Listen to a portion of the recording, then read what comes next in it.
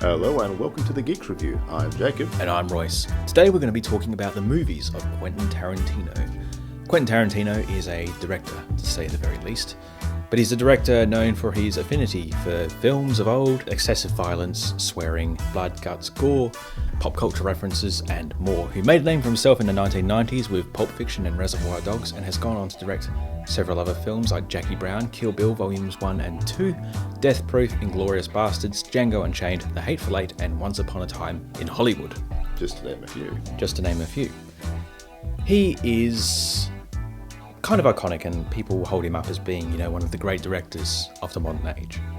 He borrows very heavily from films that came before, and everyone has an opinion on him. And today we're going to discuss our favourite films, themes, execution, all that sort of stuff. But we're not experts, so don't expect something really in-depth. This is just us gas-bagging about our favourite movies, to be honest.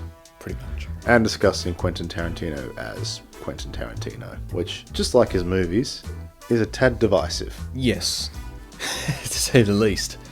So which of his films have you seen and not seen? Off the top of my head, I've seen your Pulp Fictions, your Kill Bills, your Inglourious Bastards, Django Unchained and all that. I haven't seen Jackie Brown. And I have actually never seen Reservoir Dogs, which is surprising. It's one of his big classics. Yeah. Reservoir Dogs is an interesting one because it is his first film, and all the hallmarks of Tarantino are there, but I think it's one of the more straightforward films he's done, even though the plot is sort of jumbled and back to front, and it does the Pulp Fiction thing where you get the end before the beginning and so on. It's a very gritty crime film and very low budget, and it feels so like there is a slow motion scene in the beginning, which is just, shot on regular film, so it's very jumpy. 24 frames a second, slowed down to 4 frames a second. It's like, oof, that's rough. But Pulp Fiction, that's the big one. That's the iconic one that people are still quoting to this day. Jackie Brown is an adaptation of a book, and it's very lacking in the Tarantino department. It's most of the excessive violence happens off screen. There's, I think it's probably only rated M, whereas all his other films are like an MA or an R for, all that swearing and stuff. A lot of uses of the N-word, but, that's that. My personal favourites as a lover of the old war movies and spaghetti westerns were Django Unchained and Inglourious Bastards. Now, neither of them were particularly historically accurate, to say that right away, but they were all fantastic watches. You could argue Django Unchained has a bit of a blaxploitation vibe to it, but it's also kind of just fun to see Jamie Foxx killing a bunch of slavers, including one played by Tarantino himself, because Tarantino loves giving himself an excuse to say the N-word, but at least he always punishes himself for it. Tarantino plays an Australian slaver who has an atrocious Australian accent. It was insulting to hear it, which made him getting gunned down by Django Unchained all the more satisfying. You also had John Jarratt from Wolf Creek in that scene as well. Yeah, still got a few of them. Australians in there, and yet they gave Tarantino the speaking lines. Oh, of course, he's a big old attention. Oh, he's a megalomaniac. Yeah. A complete narcissist. He wanted to play Mr. Pink in Reservoir Dogs, which went to Steve Buscemi. Thank God it went to Steve. Much better actor. Yes. The thing with Tarantino is he is a brilliant director and a visionary, but as a person, he's an idiot. And a narcissist, and a megalomaniac, and just a very strange, very self-absorbed man. Yes. Because he knows his movies are popular, he knows his movies are brilliant. And if you ever seen him in an interview, he is fascinating to watch. Because he is a small, weedy little man who thinks he's a very big, not weedy man. He thinks he's the characters in his own movie. He likes to behave like the characters in his own movie, but he lacks any of the actual charisma or strength or courage of those characters. It's a good point you made, actually. We'll swing back around to that later, because that was something I actually wanted to discuss with Tarantino believing his own hype with his later films. Oh, shocking for that. But Inglourious Bastards, it is a World War II film, and it's about a bunch of Nazi hunting Jewish soldiers who scalp their quarries, I should say, and carve the swastikas into their foreheads as like a permanent shame marking. And it is revenge. It is, it's not true. It's essentially gratifying revenge porn for anyone who wasn't a Nazi. Yeah, definitely. There's a lot of that. I mean, if you want to see some Nazis get killed, definite film. It's that case of there's a lot of horrendous death and violence, almost too far. But then you think, but wait, these are Nazis, Yeah. so it's okay. So it's that kind of cognitive dissonance in thinking. Normally you think this is far too much, this is ridiculous, but they're Nazis. Yeah. And I think Tarantino knew that and thought, I can get away with a lot more. Yeah. Nazis are very easy movie villains to have because you can just go, they're Nazis. Oh, right, we understand, let's kill them. Well, it was one of the last times we had an enemy for everyone that was just unequivocally the enemy. The Nazis were bad. No one disagrees. No one smart or sane disagrees on that matter. We all agree that the things they did were abhorrent, and they were just. That's why they're good in so many video games. You can kill thousands of Nazis in a game, and no one's going to blink an eye because they're Nazis. Yeah, exactly. Nazi demons. Nazi zombies, yeah. Nazi vampires, moon Nazis, Mars Nazis. Nazis get used in a lot of things. But this is just your common garden variety Nazis in this film. This is just the typical German. With your big Hollywood introduction to Christoph Waltz. Who, fantastic actor, and he is brilliant in this movie. Yes. Incredibly hateful, incredibly cruel and evil, and he plays his part brilliantly. But also incredibly charismatic to the point that he somewhat takes away from being a Nazi. A lot of people just watch him and really enjoy watching him because he is so charismatic, he's funny, he's likeable. He steals every scene he's in. He's just very... Even with big actors like Brad Pitt and all that, he's still the one your eyes are glued to him. Yeah. And he's also in Django Unchained. Yes, playing a very different character. Yes, still German. Django's fellow racist killer. Yeah, he's his mentor. Django is a black slave, and then goes on a revenge thing, and taking down. Christoph Waltz then trains him as a gunslinger. Yeah, and then they go around killing off slave drivers. The big slave driver that he killed, played by Leonardo DiCaprio. Yes, in what was also brilliantly acted. An incredibly hateful role. Yeah, and went very OTT in that, to the point he cut his own hand open and kept on acting. He took it a little excessive, and he did smear his bloke of a hand over the... Kerry Washington, was it? Kerry Washington's face, which... Creepy, too far, and also incredibly unhygienic. Yes. Yeah. But credit to the actress, she did just keep going. She did steal the scene, and it was brilliant. Yes. But, a little far, Leo. Dial it back a little. Yeah. Up until fairly recently, I've been a bit squeamish with excessive violence and gore in films. I think getting into the horror genre a bit more, your Nightmare on Elm Street, your Friday the 13th, your Texas Chainsaw Massacre, and realising, they're not that bad, actually. And, of course, understanding it's all make-believe, it's all that. I have, come to look at these films now and go I appreciate the craft of it. Sometimes it's excessive, and sometimes it's done by people who just want to emulate, Tarantino, but don't understand why Tarantino does it. Django Unchained has an excessively bloody shootout, where you've got literally geysers of the red stuff just flying all over stuff. But this is 2 hours preceding it of nothing that. The build-up is quite good. There's still violence, the build-up, but it's much more subdued, more realistic. It's... lynching, it's just gunshots, it's just shooting people down with just little spurts of blood. It's a lot more grounded than a lot of Tarantino's violence until you get to the last big gunfight. Yeah. And also physics out the window.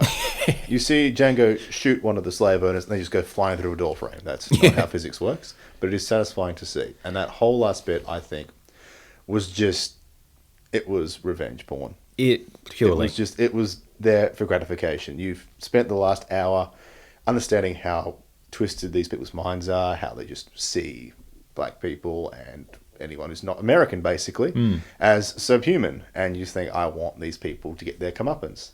And then they do, in the most cartoonishly over-the-top way possible. Well, same for the Nazis at the end of Inglourious Basterds. I mean, Hitler gets killed in that film, and you see his bullet-ridden corpse just... Which is... a little on the nose. Yeah. It's always nice to see Hitler's bullet-riddled corpse, it must be said. That's true.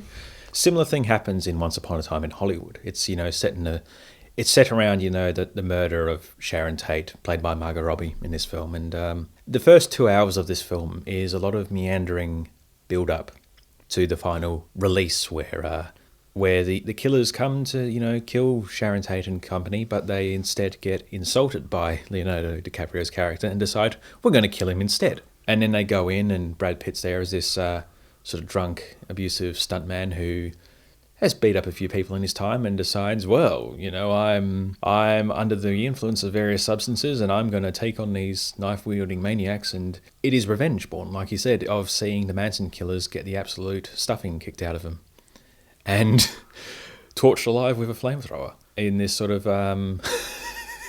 it's Tarantino, what do you expect? Well, exactly. It's sort of alternate history where... Oh, spoilers, sorry, up top. Sharon Tate does survive. And it is very, it's very a celebration of her as a person and sort of, or the idea of her, I think, and you get that revenge aspect to it. Which is, I think, that's sort of thing that Tarantino has taken ever since his big revenge story, which is Kill Bill Volume 1 and 2. A film so big they had to split it in two, and two very distinctly different movies. The thing with Tarantino and his movies is Tarantino is not what you would consider a progressive man. But the thing with Tarantino is he doesn't realise how kind of dodgy he is. And you could argue a lot of his movies, revenge porn, is on the nose. It's a little over the top. It's disingenuous. But what it represents what could have been, what people like to see. We like to see the bad guys get the comeuppance, like to see the good guys save the day and win. And that's what his movies all are usually in the end, is bad guys getting killed, usually by each other, and the good guys coming out on top. In the most, albeit in varying degrees of success and methods. Yeah. But Tarantino himself doesn't seem to realise that he himself could very easily become the villain in one of his movies. And the guy, I'm sure he's... Okay, I'm not sure he's perfectly nice, but he's definitely there. He's definitely a person. He is. And we think. He, like you said, he believes his own hype. Yes. A lot. Yeah. Up until Inglourious Bastards, all his films were edited by Sally Menke, who passed away in 2010. And as such, editing duties have fallen onto someone else who believes Tarantino's hype. And Sally Menke she basically has, basically defined Tarantino, because, they do say a lot of films are made in the edit. They're saved in the edit. Star Wars famously saved in the edit. By George Lucas's ex-wife. Yes. Back in the day. That was back before George Lucas was told no. Yeah. And unfortunately, no one tells him no, and he told him no during the prequels. And Mad Max Fury Road, directed by George Miller, and he let his wife, who had never edited a film before, edit a film. But he shot the film so that anyone could edit it, and she took an interesting take to it and created something fantastic. Oh, great movie, brilliant movie. But yeah, talking about him believing his own hype, as for Tarantino, it's definitely like the person is in awe.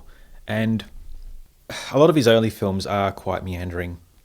A lot of characters, talking about stuff. Jackie Brown, which I watched over the weekend, is my favourite Tarantino film. And it's the least Tarantino of all his films. It's based upon a book called Rum Punch. Stars Pam Grier of, blaxploitation films in the 70s. It was actually renamed Jackie Brown because of, as a reference to Foxy Brown, one of her characters from then. And, Robert Forster, Samuel L. Jackson, Robert De Niro, Bridget Fonda. Great film. And you do have just scenes where you do get a bearing on Samuel L. Jackson's character just by having him have this 5-minute conversation about different types of guns that he sells. Which That was always a big thing with the old Tarantino movies, is the build-up. Yes. These characters got to be characters. So then when they won, when they lost, when they died, when they killed, it all mattered. It all meant something. Yes.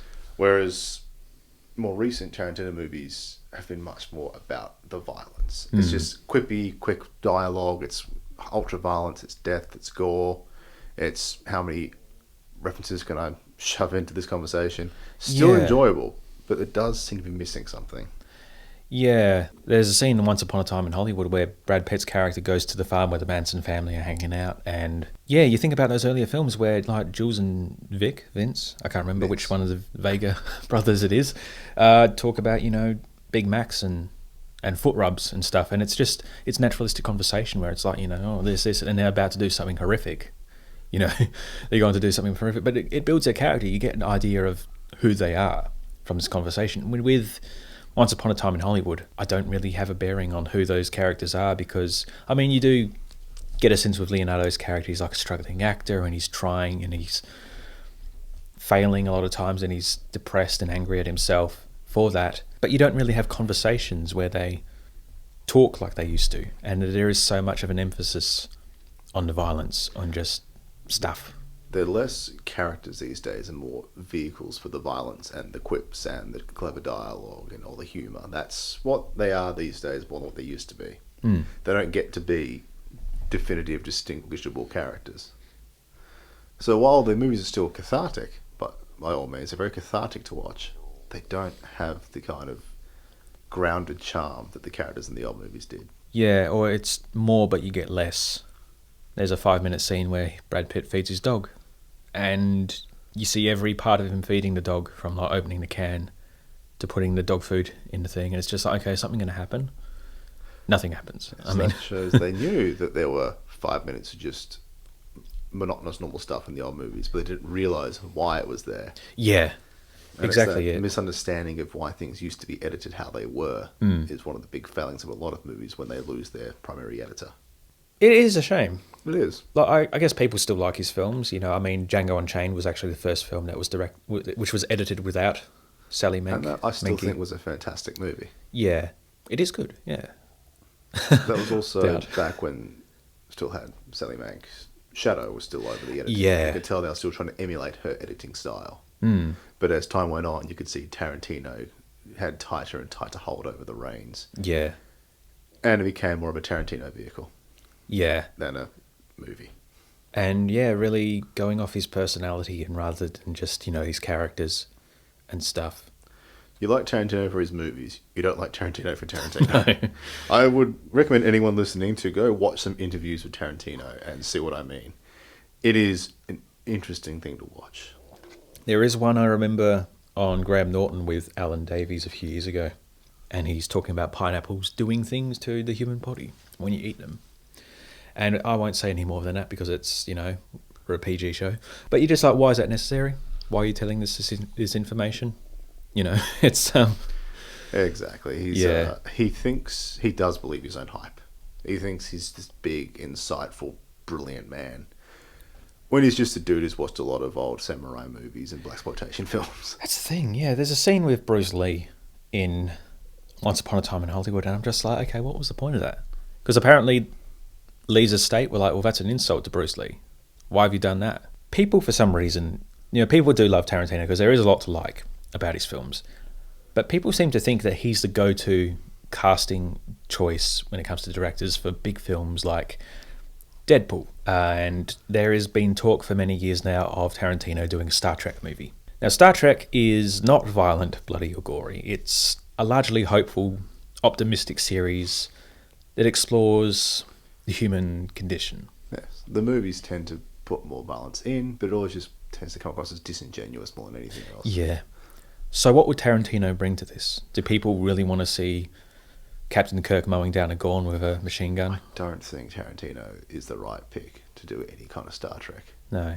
Because he is very heavily inspired by the films that came before, and he does emulate the style. He does, and they work for his movies quite well. We have to think about what Star Trek is, and consider that in Tarantino's style, it would just be strange. Yeah. It would just be a Tarantino movie in the Star Trek universe. It wouldn't be Star Trek. No. Unless they went and took the modern cast like your Chris Pine, your Zachary Quinto, and he went and recreated the uniforms and the sets from the 60s series and shot it like it was a 60s series. I mean, that could be quite amusing. That could be amusing. But it is a Tarantino film, like you said, in the Star Trek universe. And Tarantino's particular love of gore, profanity, sexuality, all that kind of stuff. Feet. Yeah. Oh, yeah, let's not get into Tarantino and feet, shall we? This is a PG show. Yeah. But his stuff works great for his kind of movies, but it wouldn't work for a more, I don't want to sound pretentious, but nuanced series like Star Trek, I suppose is the word. Yeah. I don't know. I think it's just people are going like, violence. Good. And I will be the first person to say that violence in movies can be quite cathartic. Yeah. Because you should always be able to separate violence in movies and games from violence in reality. They're two very different beasts. Yeah, and Tarantino's stuff is so ridiculously OTT, you'd have to be... Oh, exactly. It's so over the top and ridiculous. Yeah. And just, it's what's the word? It's not for everyone, of course. No, of course not. Yeah. If you don't like Tarantino's movies, don't feel like a weirdo. A lot of people don't. Yeah, I mean, I'm sort of iffy on him myself, Yeah, and his the one I movies- like is the one that's least like him. He's very much one of those directors where you love his stuff or you don't. Mm. There's not really two ways about it. Yeah. He's definitely created a style, though, because, I mean, there was a film that came out a few years ago, Bad Times at the El Royale, which is very Tarantino-esque. Bunch of people go to a motel and stuff happens. John Hamm, Jeff Bridges, several other actors I can't remember the names of. Chris Hemsworth, that's right, he plays a Charles Manson-type cult leader, which is interesting. And I quite enjoyed that, but it had all the hallmarks of, like, you know, characters conversing and talking and just talking about stuff, you know, which is character building, not so much plot driving. Yeah. Which is what you get in a lot of films now, where characters are just like say thing to explain thing that happens in film. Characters are more vehicles than people these days, which I think's a shame. Yeah. Which can make it hard to really define a lot of modern characters now, unless you've got an actor who elevates the material. Exactly. We sound very. Anything else you want to say about Tarantino? I think that about covers it for Tarantino. I could go on for hours about what I think of him. Yeah. But that would require a lot more profanities than we're allowed to say on this channel. Beep, beep, beep. But I would recommend anyone who is 15 or over, or 18 if it's an R-rated movie, Yeah. check out some of his stuff. See if it's for you. Be warned, a lot of it can be quite in your face and daunting, but it's quite enjoyable. If you haven't seen his stuff, I recommend having a look if that's the kind of thing you think sounds interesting to you. If not, don't feel like you're weird for not liking his stuff. Yeah. It's like with anything's an acquired taste. It all comes down to preference.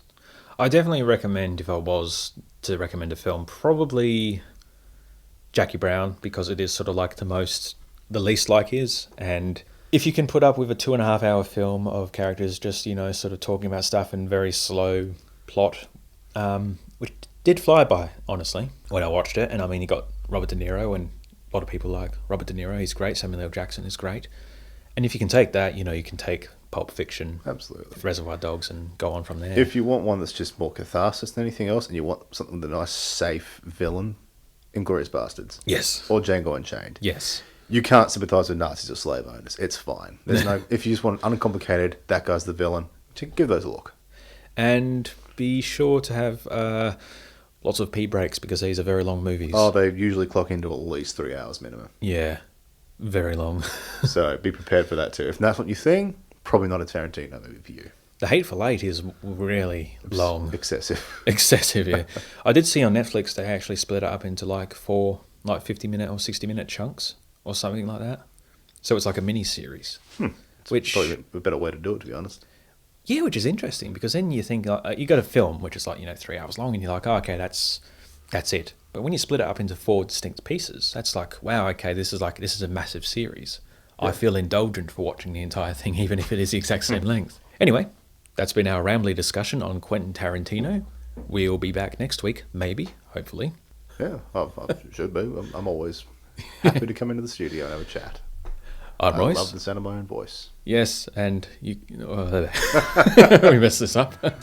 Do it again. Anyway, that's been our really long discussion about Quentin Tarantino. Hopefully, made sense. If not, welcome to Tarantino Movies. Welcome to Tarantino Movies. Exactly. I'm Royce. I'm Jacob. And we'll see you next time. Bye for now, and enjoy